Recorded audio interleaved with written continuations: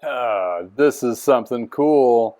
Talking about a Specialized Roubaix with Dura-Ace and full carbon, some awesome wheels. Hey, we're going to talk about used bikes and what kind of gems you can find in your neck of the woods that will blow the doors off of any $2,000-$3,000 bike that's new, and also be a way better ride than even the $5,000 hit to your wallet, and keeping it under $1,000. Let's check this bike out after this.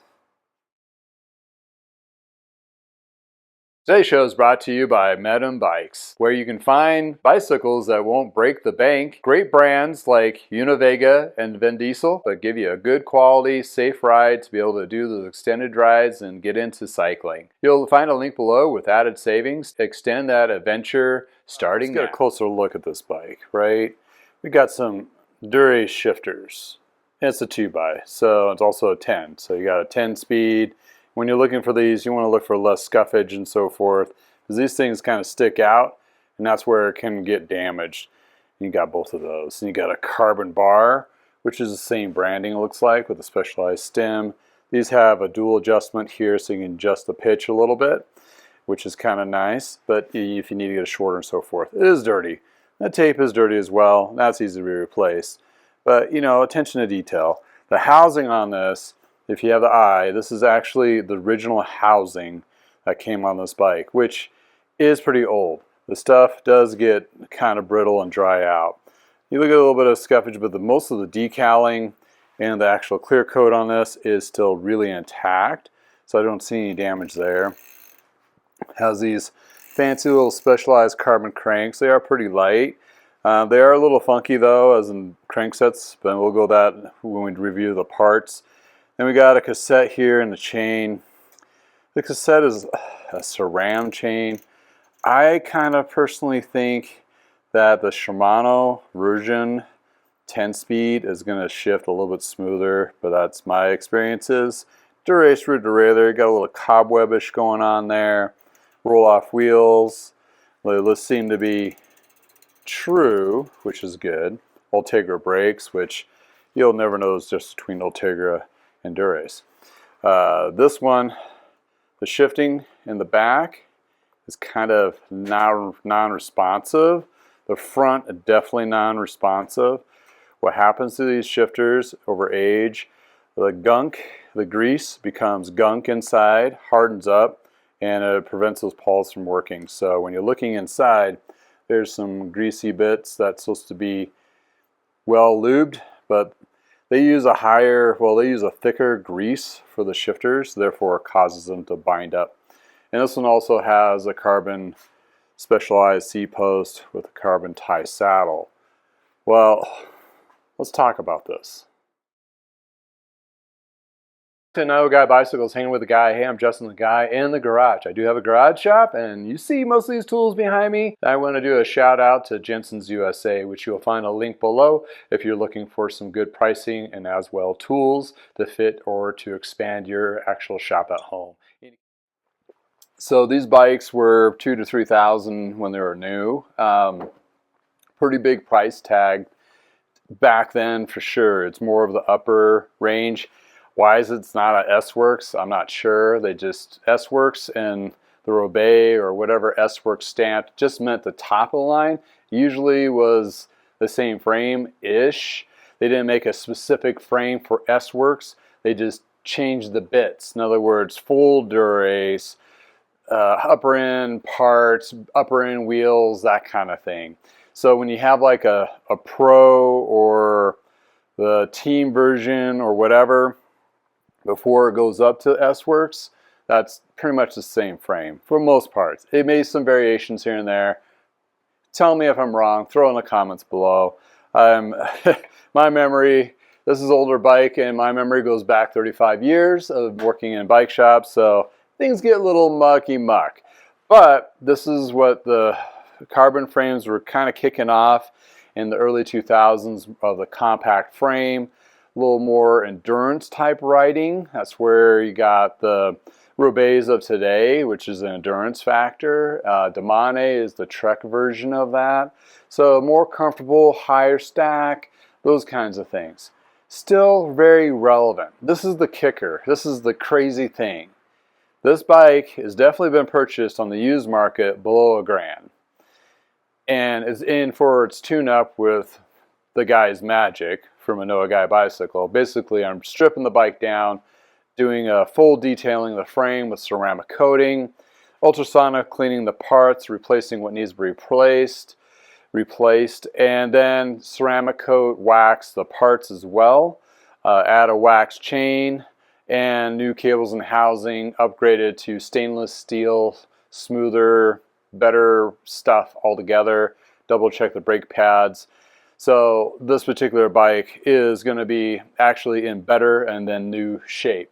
Between the combination of the detailing of the frame and the parts, including the actual better wax chain upgraded to stainless steel chain as well with a better cassette, this bike will probably be better performing, better condition than it was new. And that's a big bold statement, right? Because you're like, oh, what about the scuffs and the funky shifting and all that? That could be all fixed. And the scuffs is just aesthetic. So some of those scratches I may not be able to get out. Okay, it's not going to be new as in perfectly visually, but functionality, it's going to shift better. It's going to be perform better. And actually it's going to give that rider a big smile on his face because he didn't drop $3-4 grand on this bike for a new one. So any case, relevant to upcycle the old stuff. Okay, is this a unicorn? Actually, I see more unicorns more often than not. Crazy thing, as I'm drinking some bizarre Kool-Aid. But the thing is the unicorns that are out there, and when I say unicorn, is a very rare, almost mint condition, lightly used bike. A lot of road bikes in the early 2000s were purchased, and there was a ton of them. There's a huge volume of bikes being sold, specifically road for sure. Reason being is big old Lance Armstrong was still winning the Tour de France's, and road was cool.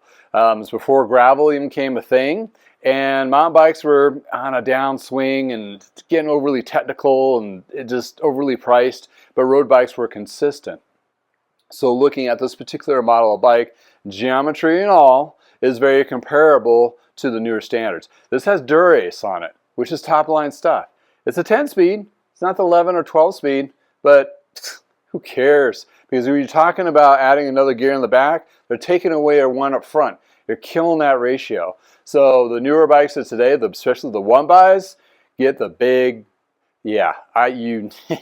anyway, I'm not a likey of a person of the single, like the singles up front. I want the front derailleur. You want that range, especially on more even range hills and so forth. You can find that perfect gear versus compromising your body, trying to either make it too easy or too hard. So that's a big thumbs down on today's industry upgrades, and they're trying to oversight that by making we got a 13 speed, we're gonna have a 14 speed, adding another gear in the back to make it a little bit smoother, trying to rectify their big mistake they did about 10 years ago. But in any case, back off my soapbox and back onto this cool gym. And unicorns out there do exist, and if you have the patience and the time, you'll be able to find one for yourself. But in any case, number one thing for any bike is, one thing first is fit, and then know the brand that fits you. That's a two-part thing. I'm 5'11" and shrinking. I usually fit a 57 or a 58 in most brands, but some brands vary on the height here and also the stack. Trek's a little bit longer for me. They don't fit me as well as some other brands. So that's only by experience and trial and error of riding all these bikes over all these years. So if you're just a newbie going, I don't want to get overcomplicated with that, you go with the height and look at the particular spec sheets of that bike and that vintage. It's out there. GeometryGeeks.com is a great source for this. and it's free. So you can plug in the bike, you can plug in the geometry, and you see what your height is, and you can compare to different brands. So if you're looking at a Giant, Specialized, and a Trek in the particular models, you might be able to get enough information to determine which ones fit a little bit differently, and then kind of go from there. That's the frame itself. Then you can adjust the stem and the saddle and the seat posts and all that at a later date if need be. You're not going to be able to find that right out of the used market. Those bits usually adjusted at the sale of the bike when it's new, and also when you get a new bike or new to you bike used, you may have to address those particular things. So yes, fit is going to be a ever-going thing, and also it's ever-going thing when you grow older. My geometry is different than it was 20 years ago. I swear to God it is, because my seat is no longer 4 inches above my handlebars. It went this way. For me, and my recreational riding is more recreational and then aggressive trying to race riding. So perspectives change as well. So that being said, looking at this particular gym, this customer is a great customer of mine. Has brought in a lot of bikes for me to work on, and he's addicted to bikes. So even on his trips when he's on vacation, this one was actually, I'm going to throw him under the bus, he was hanging out with a family reunion in a different state. And what do you do at a family reunion, he says? I look for bikes. He picked this one up. He actually picked up 2 bikes just because while he was there. And this one was one. And he has several Specialized bikes already. And he just saw this and the condition it was, and he just could not do it. And even though he has a plethora of other road bikes, he really wants to try this one out and see how it feels and compares. So that being said, we're going to give this bike the best tune-up that it's ever going to see, ever has seen, and he's going to go for a ride and see what kind of smile face it does compared to the other bikes that I've worked on, and of his newer to the older vintage as well. So anyway, let's drop off from there. We'll crank the tunes, roll up the sleeves, and start doing some cleaning and so forth. I'll do a review of the parts of what we find, and then the detailed frame before ceramic coating to show you what the frame will look like before ceramic coating, then after as well, and see if there's any scaries that we came across. And there's always scaries, and also there's scaries to new bikes too. So regardless the case, sometimes it's really just the best to dive into something that's a little bit used and user-friendly, because you can actually work on these yourself. They're not overly complicated to a point where they are with today's standards of road bikes or mountain bikes or whatever bikes. So therefore, you can find videos like this to learn how to work on some of it, or at least have an explanation of what this is and how it works and what needs to be done. Either you can do it yourself or have a mechanic like myself do it for you, but vet yourself a good mechanic and a good shop. That is probably one of the most important things you're going to have any service work done. Granted, I'd love to say that all shops are great, all shops are good, but they're not always spectacular for your needs. Sometimes when somebody rolls a bike like this into a bike shop, that particular cool lady at that bike shop wants to sell new. They're going to say, oh, we don't work on those, it's too old, even though it has Dura-Ace and full carbon. The environment has changed a little bit in our current market because a lot of shops are needing that service work because new bike sales have dropped to nothing. Therefore, there's a gym around the corner, I'm sure, for you. But let's check out this one, all broken up. Bicycle Wheel Warehouse in California has an excellent selection of wheels to choose from. They're pre-built, or also you can have them custom built up to various sizes. You can reach out to them directly if you have something unique like the 650 wheel or a different style hub. Therefore, it makes it an excellent bike wheel set company that actually provides good wheel sets without breaking the bank. You will find them being very trusted and true. They really hold up under a lot of different riding conditions and so forth. It takes the standard old school wheel building practices and puts them in a better format. But in any case, this is a wheel set you'll be really love to have. It'll perform for you for a long period of time, and the quality and the attention to detail is superb. You'll find information about this company in the description below, with also my personal coupon code. I hope you find a good wheel set where it works for you. So here we have Revolve wheels, these are a classic. I mean, one hang up though is, you know, traditionally you'll have to, instead of truing the wheels by spoke nipples here, they are actually inside. So you'll have to have a special tool to hold the spoke as well as true it.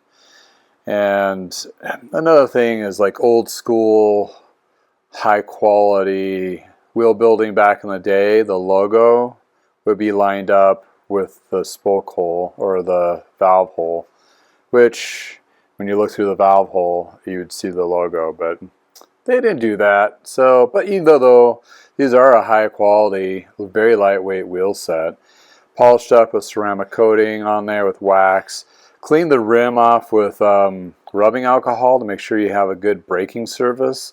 So that's something you definitely want to do if you do any kind of polishes and so forth on the rim.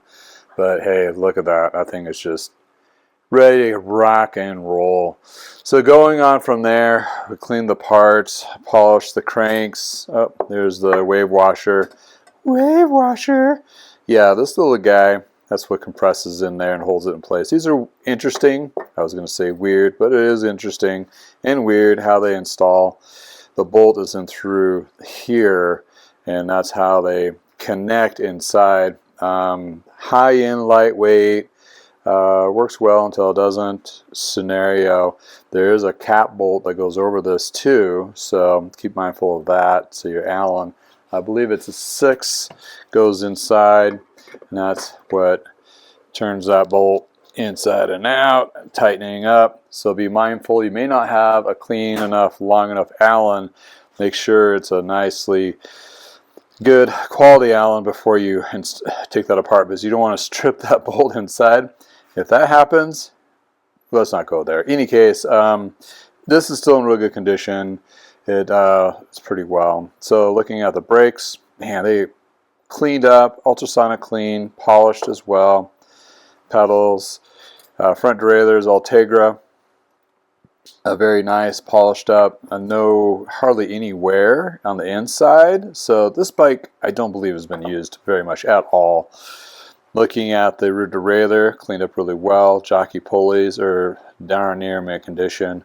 Shifters, where they were sticky, are no longer sticky.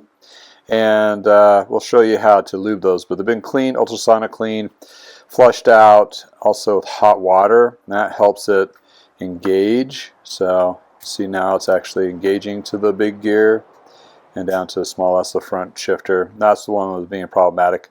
Cleaned up perfectly, good shape. So here's the cassette. They had a SRAM cassette on there. I found they work, but they don't shift as smooth as the Shimano with Shimano Componentry. So I got a 10-speed, very similar gear ratio cassette. Probably about the same weight. That's not the concern. It's actually going to shift smoother. And then we have a 10-speed ConneX stainless steel chain, waxed and ready for them. So I'm going to put that as an upgrade. Even though it does have a Dura-Ace chain, it doesn't have a quick link, and it is slightly stretched. So I think the new chain is going to be a little bit better. But I'll give him this one as a backup if he wants to throw it on something else or whatever. And whew, oh, there's some more. That's the hint of what we're going to be doing to this bike. But the rear wheel cleaned up very nicely. As you can see, I had to take the tires off to get to the spoke nipples. There is one thing though that's interesting on these wheels, is there is no vent holes. And when you say vent, it's not venting air, it's venting liquids. So if this wheel got caught in a rainstorm, as I wash these in a tank, water gets inside through the spoke nipple areas, and basically there's nowhere to go. With that being said, it'll take a while for them to drain out by spinning, because obviously they'll come out the other side. But when I took the rim tape off, it basically peed all over my truing stand. So a lot of liquid can get inside there. So be mindful if you have a wheel set like this, that might be a slight issue. Not huge, but it is one of those things that you want to be mindful. And the cranks are super carbon, lightweight, nice. So let's look at the bike. Bam! Look how high gloss polished. I used Adam's polish with a little polishing tool, a Dremel that I have, and I'll show you that in a second here. But you can just see how clean this is initially in a polished up well. This is not with the ceramic coating even yet. That's what we're going to be showing you how to do here in a moment. Bearings are smooth. A few little scratches here and there. Most of the mucky muck stuff came off, like the gunk from car rack or what have you. There's a little chip here and a couple little ones to let the devils out, as my mom would say. Other than that, pretty solid. Carbon bars. This has the gel underneath, really sticky stuff. It is intact, so I'm going to reuse it when I rewrap the bars. But with the light reflecting, I mean, check that out. Super clean. This bike, besides for the few little scratches like this, nothing goes to the carbon, and it is pretty much almost like new. Let's talk about the ceramic coating process. So yes, we've done some pretty extreme cleaning and detailing on a bike that probably didn't need it in the sense of functionality. Although the cables and the housing were getting aged out and compromising or cracking. The rear derailleur hanger one here, or derailleur, is that's what splits, and it is pretty common on these older gray cable and housing. I talked to customers of doing, he wanted new cables and housing anyway, so we're going to elevate it to new and also stainless steel cables, which are rolled out a little bit smaller DI, and they shift a little bit smoother, as well better braking power, so you get direct connection to that. We may do some compressionless brake housing, which really is the latest rage of helping like disc brakes or cable actuated disc brakes to perform better on road bikes.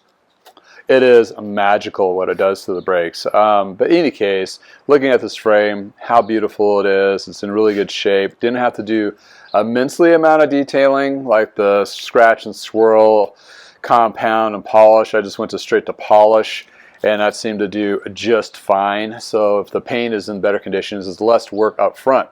What I'm alluding to is a ceramic coating. There's several different brands out there. I use the Lithium from, or Slam from Lithium, and this works well. It's easier to use than some others. It flashes quite nicely, and then you can actually stack it, which means you let it cure for 4 to 24 hours or 12 hours, whatever your environment will be conducive to. A drier arid climates will cure faster than more humid, so keep in mind of that. And then you can stack it, so you can give it layer to layer to layer. 2 to 3 stacks on a frame like this is going to make it magical. This has one of the higher concentration of ceramic material on the market, so, well, that's what I've heard anyway, if you listen to the Kool-Aids. But I've been using this for over a year and a half. This stuff works really well. It makes the bikes hold up. I had a couple test frames that I put outside, exposed to the snow, rain, everything. Not to say that your bike will have that experience unless it's like a college bike, and you're not going to do this to a college bike, let's be serious. But for your gyms that you ride, you usually put them in the garage or a shed or somewhere that's more of a safe space for them from elements. So that ceramic coating, yeah, you put a lot of effort up front on that by cleaning and also get the coating on there. It's going to last a long time. Typically they say on cars being outside, it's like 9 months to a year for this particular design of ceramic coating. They do have 5-year versions of this on the market. A lot harder to put on, but it lasts like 5 to 10 years. Well, with this particular stuff, it's going to last you that long. And also they do have a coating spray where when you clean your bike and you feel like you just want to do a little extra polish, something, their Color Crush goes really well with the ceramic slam, and this will reboost your ceramic coating. And therefore, once you do the intense coating, you probably just need this Color Crush from there on out, unless you really get to a stage where you've really warrant the stripped down overhaul and have it redone. For a lot of us that do recreational riding, that's like the 3 to 5 year plan on a bike. But the yearly adjustment one, you probably don't need to do that. Okay, apply the ceramic coating. We did the detailing and cleaning and so forth. Also, if you have a brand new bike, you can do this too, like this. And basically, rubbing alcohol is your friend on this. What you're doing is basically removing any kind of excess compounds or polishes on there and just leaving the clear coat to absorb, to take in, to accept, to, you know what I'm getting at. This is just a light rub down on the frame, nothing really too intense, just to get the, extra mucky muck, getting that surface area ready for that ceramic coating. And you can see my cloth is clean. Basically, I did a really good job of cleaning, and the compounds that I wiped off, buffed off, worked really well. How to use ceramic coating? Well, there's a whole bunch of videos on that for vehicles. You can dive in that rabbit hole. I'll save you the time because I went down that rabbit hole, and basically this is what came up with bike frames, because there's all different surfaces and so forth. I get a applicator pad here. I never spray directly onto the bike unless it's stripped down to this point, because you don't want these contaminants to get into your braking area or certain mechanisms in your bikes you don't want this stuff to be on. So I always apply well ventilated area, garage doors open, spraying into the actual applicator like so. So I'm not getting any fumes in my face and so forth. Really direct contact to the pad. And then you do a light coating. And my trick is you go through the bike twice on one coating, because that enables you to make sure that you got all the parts done at least once. And then when I do the stack, I repeat, but I wait till the 4 hours to 6 hours to 12 hours, whatever my time frame. So how I base my time on this is I get to this stage and I do the ceramic coating, and then I go on to other projects. Basically, the componentry is all ready to go. I may lube the parts, reassemble the jockey pulleys and that kind of thing, or if I took the chain rings completely off, I would reassemble those, get them prepped. But in that stage, I'm just waiting for it to cure, go on to another project, work on something else. But I let this sit usually 4 hours if I'm in a rush, and 12 to 24 hours if I'm not. So most likely, I'll let this sit either later today if I have time to tinker on it. And it's still okay though, to do a second coating, and then start putting parts, but you don't have the access to all these little nicks and crannies, which is the important part of doing that ceramic coating. And going over the frame twice enables you to make sure you get it all coated, and if you do a second stack or a third stack, you're really preparing that frame for the best treatment of ceramic coating possible. So at this stage, once you get to here, and once it's all been coated, I'll do another one here off camera, but that gets everything ready. And it flashes in the arid climate as we're in right now in Colorado in about 10 to 15 minutes. And if you get distracted and go pick up the kids at school or whatever, and you forget to knock it down before or after that 10 to 15 minutes, depending what humidity you have in your area, it's okay. I've actually forgot about it for 12 hours and did the knockdown later, and it looks good. Other brands, though, sometimes if you don't knock it down at that particular Goldilocks time where it may streak or look like it's streaked. This does not do that, or as much anyway. I've noticed on bikes and the cars, it's not that good. If you're doing a different brand of ceramic coating, and if you do get that streaking, you just reapply and just then wait to 10 15 minutes and then wait for the flash and knock it down. So it might be some touch-ups when you're doing it on the car or on the bike with a different brand, but this stuff really works really well. But the ceramic SRAM from Lithium, this stuff's made in Utah, so it is USA product. The knockdown in about 10 minutes, you'll notice there's a haze, and it's like, oh, it's a haze on the frame paint.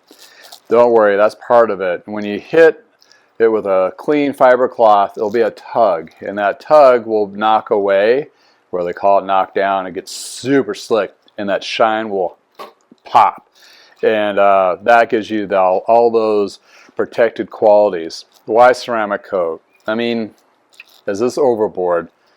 Not really. Reason being, it is a Kool-Aid out there that a lot of people get into their cars and so forth, but for bikes it's a great fit. Reason being is, number one, you have a fancy paint job. It has UV protection, so it's going to help the discoloring over time being outside, and of course you're riding your bike outside in the sun, so it's going to protect those very vibrant colors. Number two, it fills in all those micro crevices and cracks and everything, so it doesn't let dirt attach to the paint easily. So when you go to wash it, that dirt and grime, even if it's just a light dirt or dusting, is just going to fall right off. I have a few customers that have gravel bikes, and once I did theirs, their first mucky muck ride that they had, they texted me immediately with pictures like, hey, check this out, and like a short video of like mud just falling right off their bike and their drivetrain and so forth. I don't use the ceramic coating on the parts, but I do use a ceramic wax blend, that works well and actually makes it all polished and so forth too, and it provides that shedding of those particular dirt elements when you get in that nitty-gritty corners of your drivetrain. Therefore, it really helps that paint to keep clean. It's easier to clean, stay clean. You don't have to use high pressure water. The light mist and the stuff will just drop off. I do an extra coat underneath the contact areas where gunk kicks up to help it kind of shed over. And also using that color crush, just wiping it down after you do that basic clean after a couple rides or a couple of cleanings, and just to refresh it will make it last a long time. And on top of it, with a polished frame like this, it makes that color pop. So if you have a high glitter, high depth color weave like this one here, and you'll see this here in the sun shortly under completion, that it just makes this bike immaculate. So between looking really nice and protecting the paint from UV protection and also keeping dirt from attaching itself to the actual clear coat, it prevents damage to the actual paint itself. It has some aerodynamic qualities, sure, because it's super slick. How much that is? I guarantee it's going to give you 20 watts. I'm totally lying, straight to your face. Maybe a 0.2. But in any case, it's going to be a little more aerodynamic. It's like you're going to feel better about your bike. It's going to perform a little bit better because you're thinking it's like, this is slick.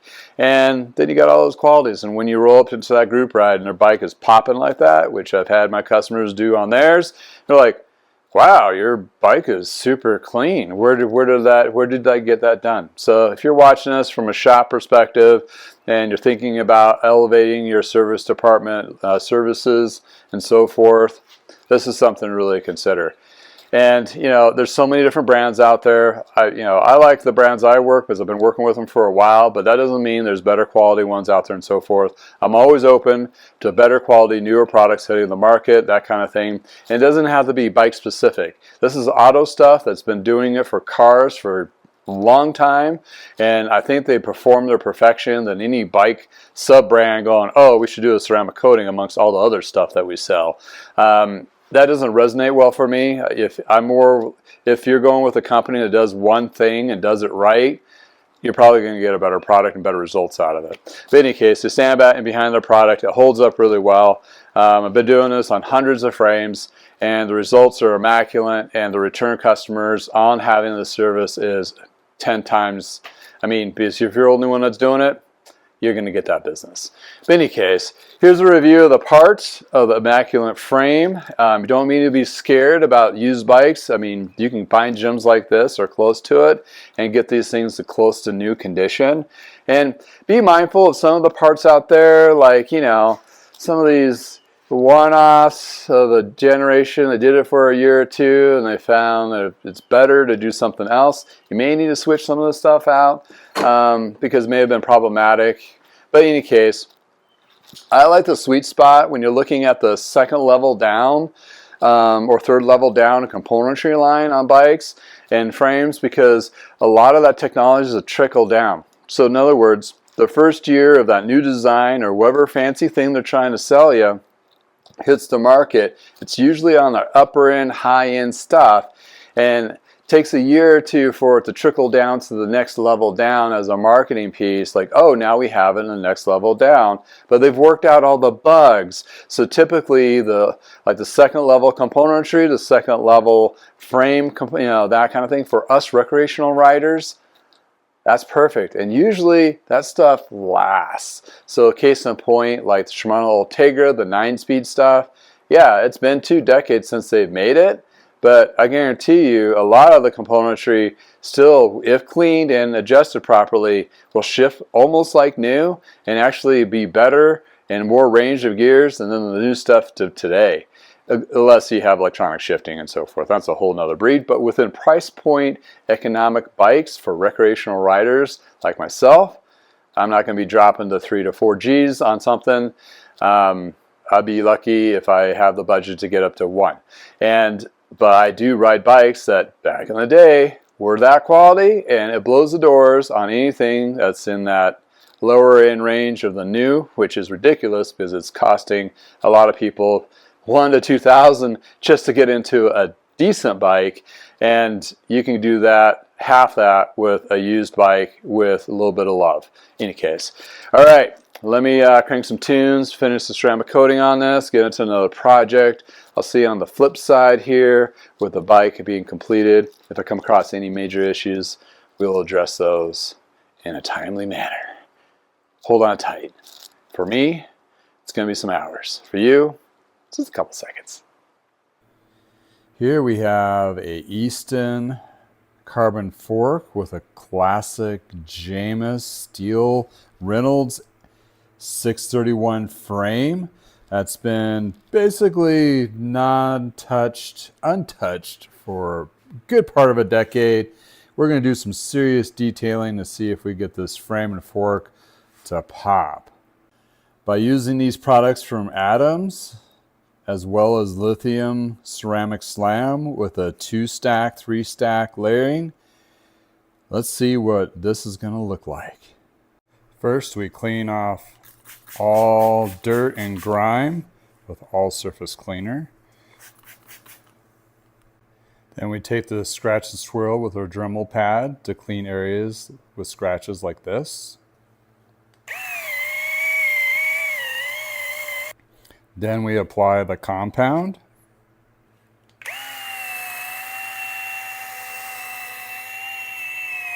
Then we apply the Adams polish.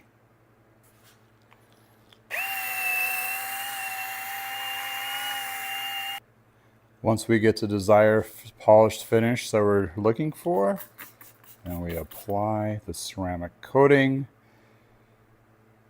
Coat the frame once and twice and let it sit for 4 hours, and check out this miraculous shine after the knockdown of the second stack. Here we have it, the final results of 2 stacked lithium ceramic coating. So looking at the deep candy-like coating of the clear coat that brought this frame back to life and to its original or better and new condition. I do this to all my frames that I resell. So yeah, check it out. Here we have it. We got a 3-stack. I went a little extra length on this because I had the weekend and I just figured it'd pop in and do a layer and wait the next day and pop in and do a layer. So we got a ceramic coating that's super, I mean, it just brings the shine like high biz. So in any case, clean parts are completely cleaned and installed. Where we're at right now is cables and housing, a bar wrap. That basically is where we're at, and that should take about another hour. Got the crank set on there, the new chain with a wax coating from ConneX. ConneX is a German brand. If you don't know, this is also a stainless steel ConneX chain.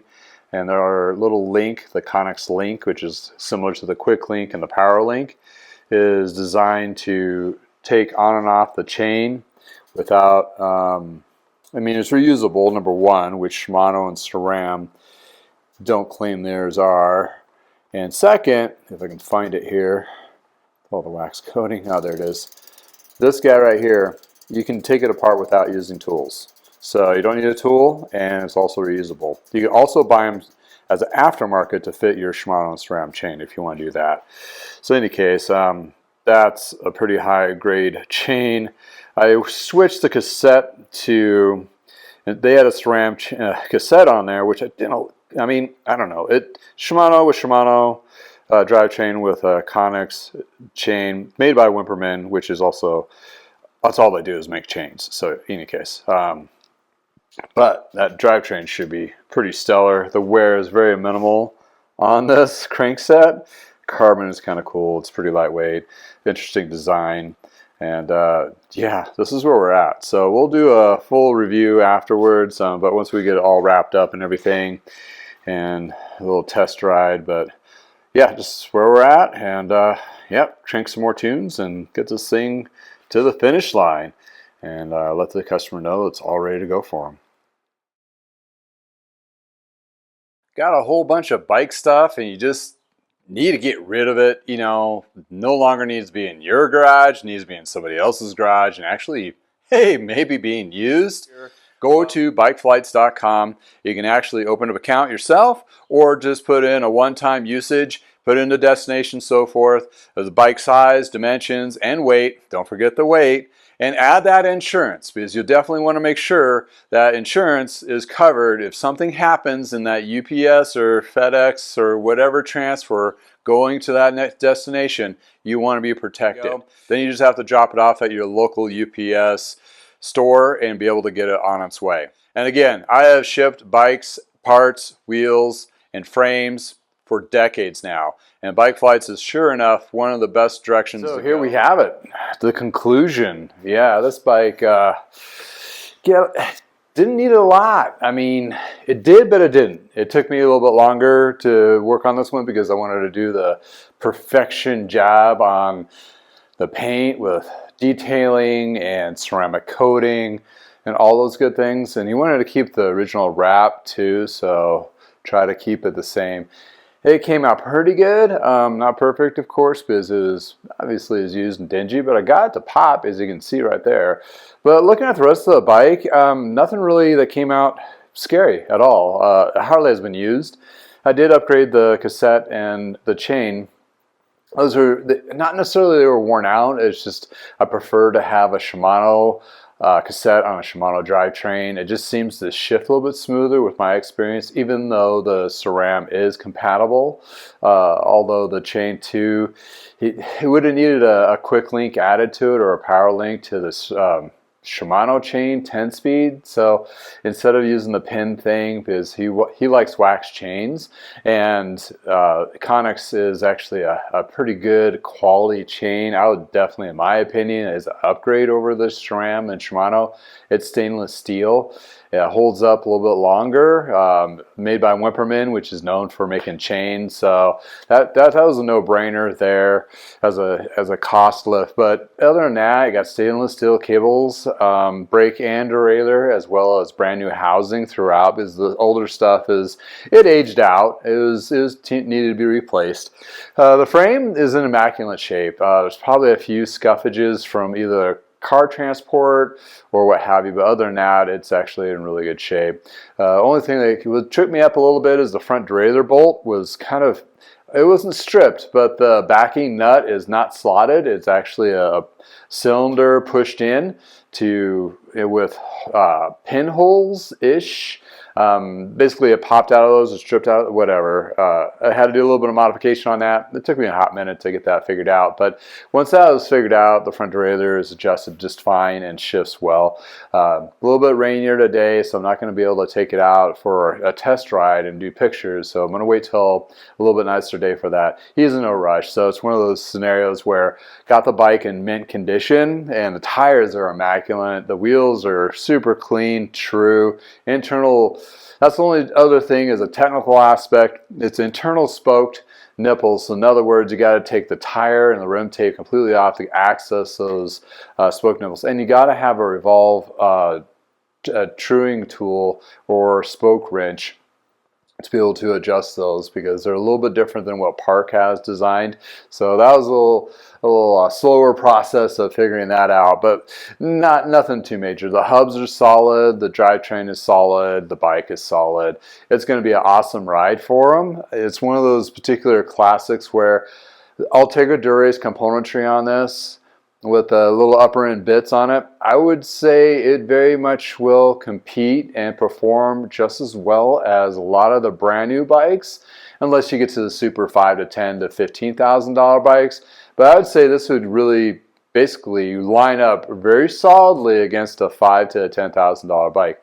And on top of it, as a person that likes to work on their own stuff, this bike is actually accessible with those cables and housing and mechanical brakes and mechanical drivetrain versus electric with hydraulic disc brakes that they have out today.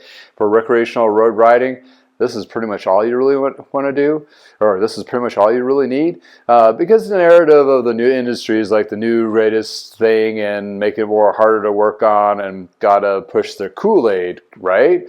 But they were making solid bikes over 20 years ago that hold up, ride well, and again, something like this will give you hours and hours of enjoyment. And for recreational riding, which is majority of the market, this is a solid bike. Well, in any case, thanks for hanging out with me in the garage. I hope you enjoy the experience of checking out this Specialized Roubaix, and I hope you can find something similar in your neck of the woods and in the same kind of condition, so you got yourself a gold gem. But again, always remember, fit is first, and then you go from there. Well, again, thanks for hanging out with me in the garage. If it's beautiful in your neck of the woods, please go for a ride. Until next time, we're going to do another vintage bike. Thank you for watching me on this old bike.